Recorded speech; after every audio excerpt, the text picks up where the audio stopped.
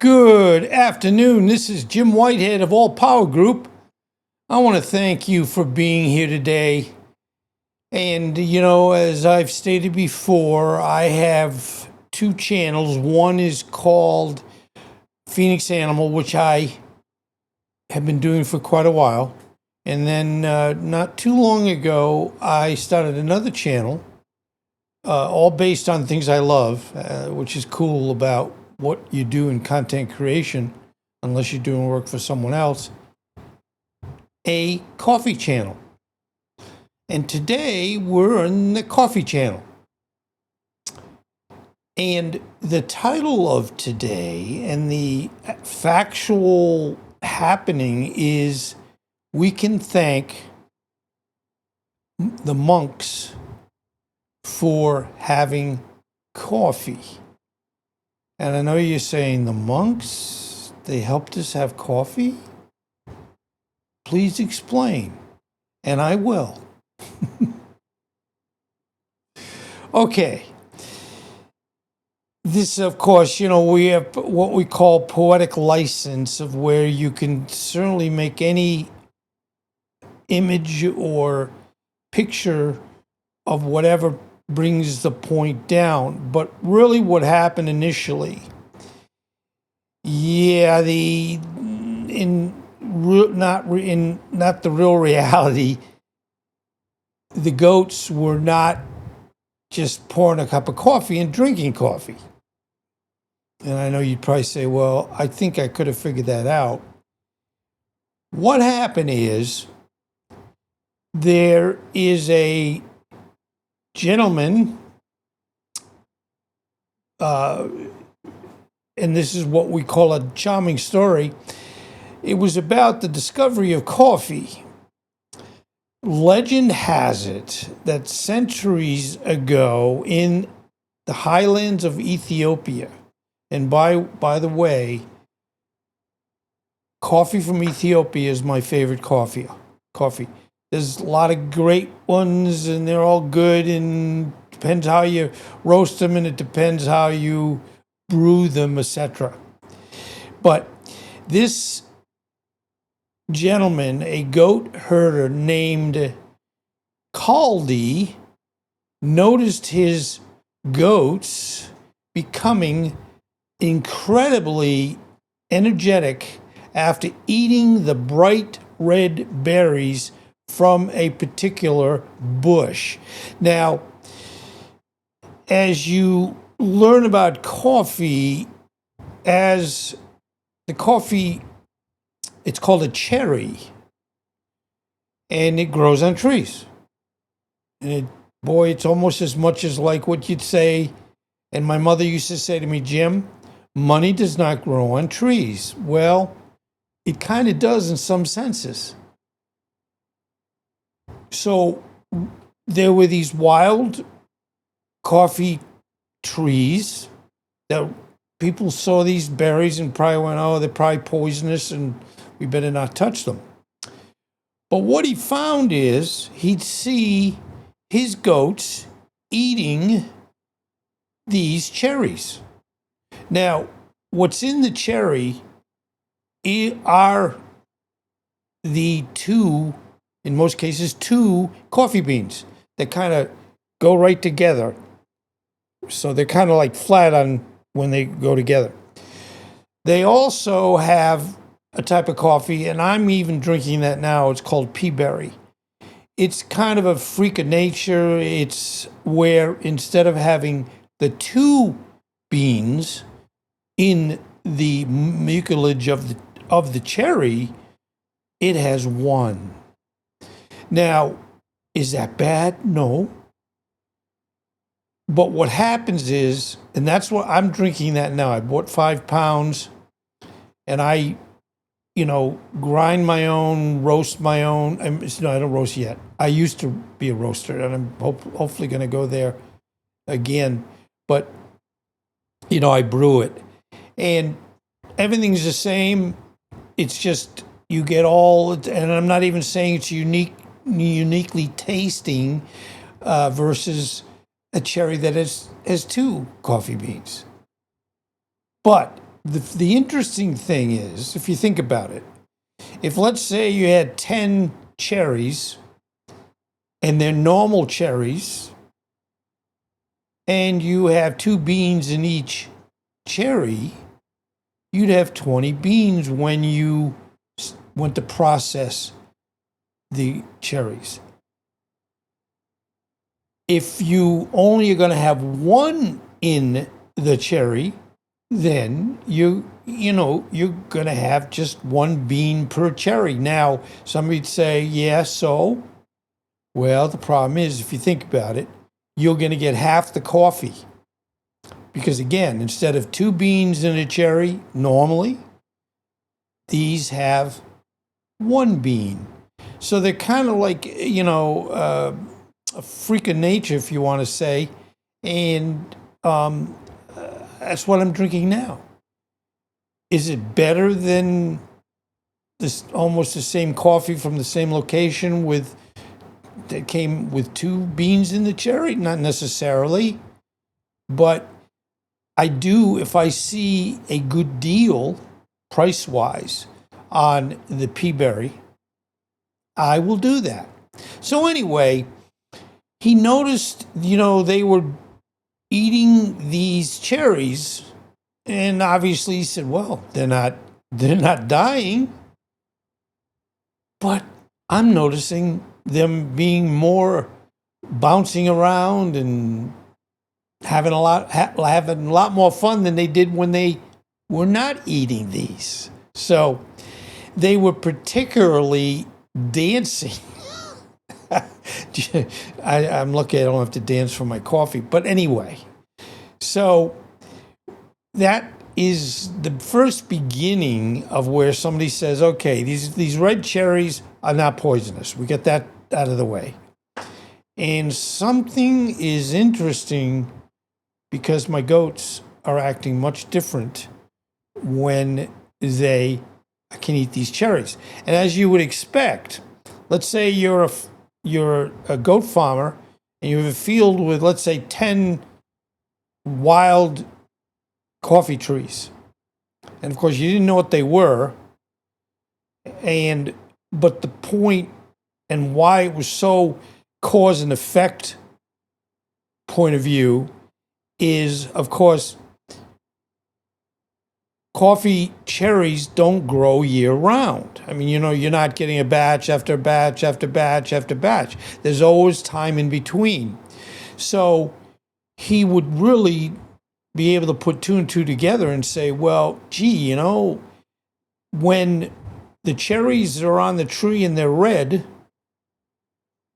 and it's not that he's standing watching them, but he notices that they are a lot more active. When they're in between the growth point, and of course, animals are smart. They probably say, no. I only eat these, and they wouldn't know what they'd be calling them, but I'm not going to eat these unless they're red. Because if they're green, they're not ripe yet. And I don't know, not that we spend all our time drinking beans that are not, how would you say, where they've come to maturity and they've been processed and everything is fine, and they take out the bad ones and the broken ones and so on and so forth. But very, very easy to say, well, 2 and 2 is 2 and 2 is when the beans are ripe on the trees, my goats are happy. Pretty cool. So, curiously, Caldy tried the berries himself and felt a similar stimulating effect. He brought his findings to a local monastery, but the head monk was disapproving, calling the berries the devil's work and tossing them into a fire. Now you're saying, oh, come on, this is too coincidental. Well, the monks, God bless them. They give their life to make decisions and prayer and help the world, and I hope they're praying for us here in the United States. But bottom line, this particular monk said, bad stuff. This is from the devil. So what he did is he threw them, thinking that they were dangerous and bad and the devil. He threw them into a fire. This is true, by the way. I don't make these things up. And when they were in the fire, as the beans roasted in the flames, they released a wonderful, enticing aroma. And that's exactly why we're so excited about coffee in general. And so they're like, wow, I put these in the fire and they were supposed to be destroyed. But instead, they smell great. So the monks, drawn by the smell,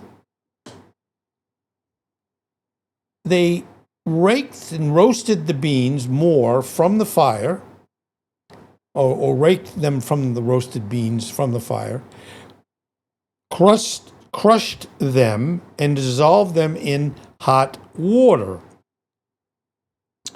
That night, they knew this brew was something and found it kept them alert and awake through their long evening prayers.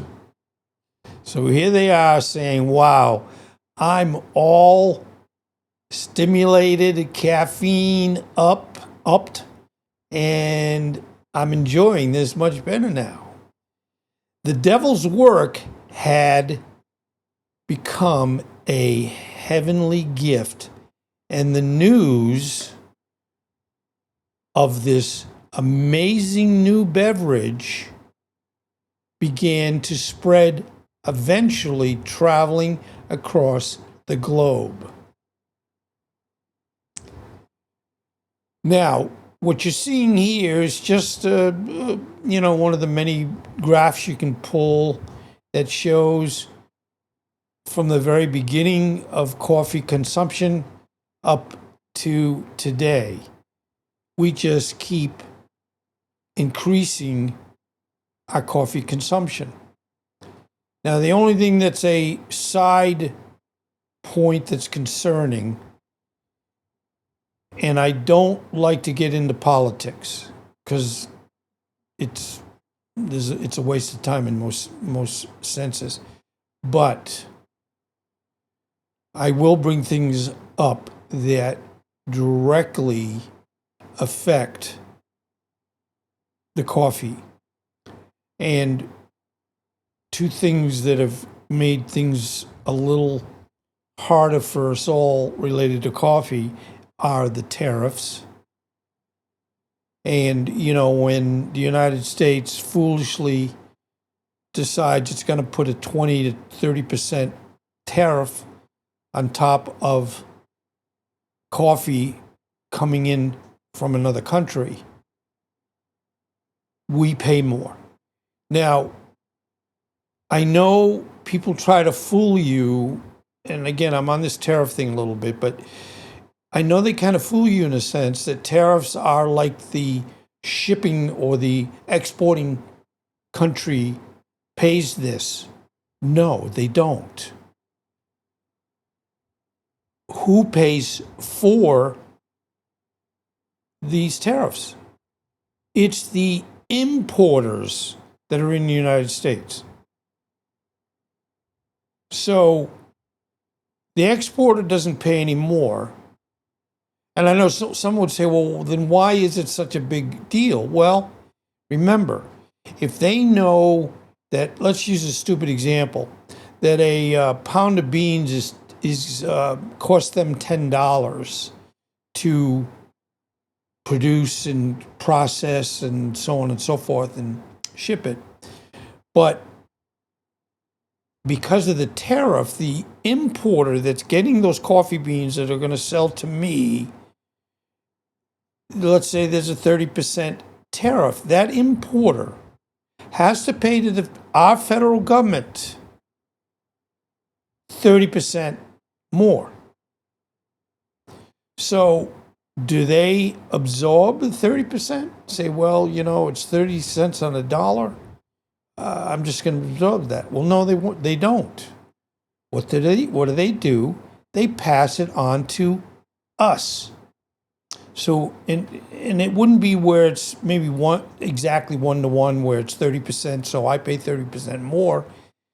It could be where they'd say, well, I'll absorb 5%, but I'm still going to be charging 25% more. And there's a whole different formulas that have it where, the prices can change or not be exactly what you expect. But the long story short, and I know I make long stories long, we're all going to pay more. And they generally know that, if we love coffee, we're not going to go, well, we're paying 30% more, we're not going to drink coffee. No, that's probably not going to happen. But there's other things you can do. Buy in larger quantities. Buy coffee that is kind of a blend.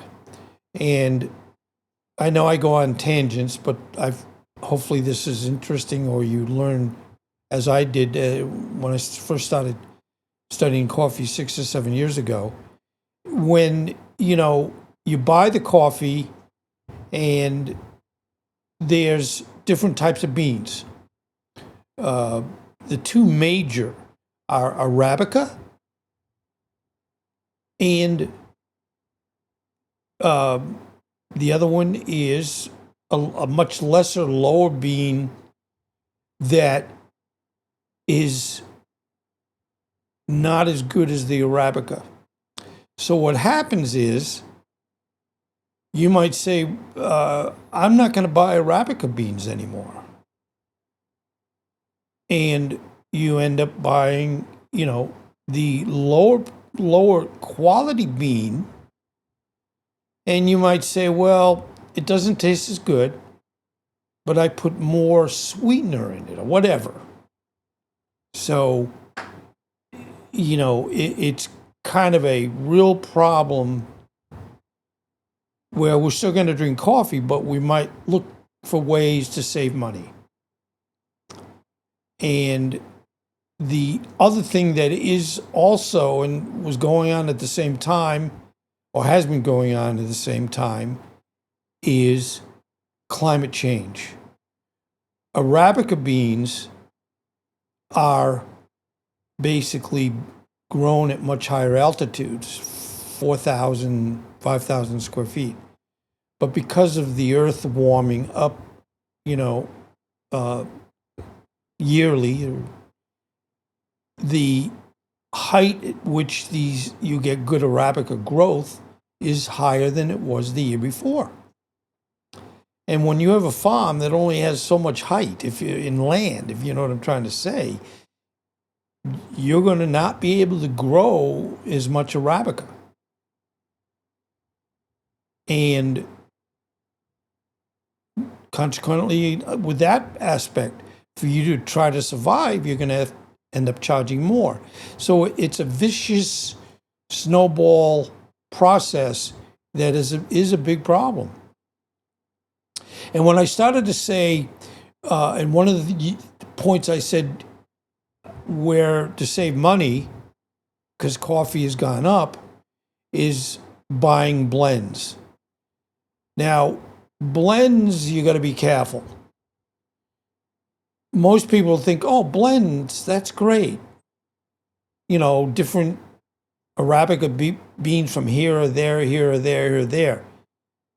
That's not necessarily what you're going to get. A blend, by definition, is only, if you say it's, and let's use Hawaii, for example. It's a Kona. Now, that is some of the best coffee in the world is grown at the higher altitudes on the Hawaiian Islands. And, if you see you're going to buy Arabica Kona beans, they're going to be expensive, period. Because they're out there in the island, they have to be this and that, and they're going to be more expensive and continue to be more expensive. So if you say, and I never like issues where people are trying to take advantage of somebody else because they're not aware of what are issues. So if a blend, by definition, I started to say that, is only has to be 10% of, if it says Kona blend, it means it only has to be 10% Kona beans. And the rest, 90%, can be, and of course they'd be really stupid if they put terrible, terrible, terrible beans, but they can put in beans that are not as expensive. So you're thinking, oh yeah, I just bought some Kona coffee and it's a blend. You'd say, well, it might not be what you think it is. And I'm generally a trusting person, even though I'm 76. Should have learned by now, right? But are you sure if it's saying 10% Kona? Maybe it's 8%. Maybe it's 5%. You don't know.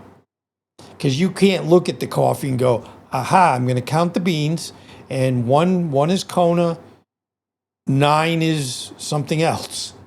No, you just can't do that. So you're trusting people that are going to try to take advantage of the sale. And I just heard recently that a lady got in, I don't know if she went to jail, but she got in a lot of trouble because what she was doing is she was packaging and saying her beans were Kona coffee.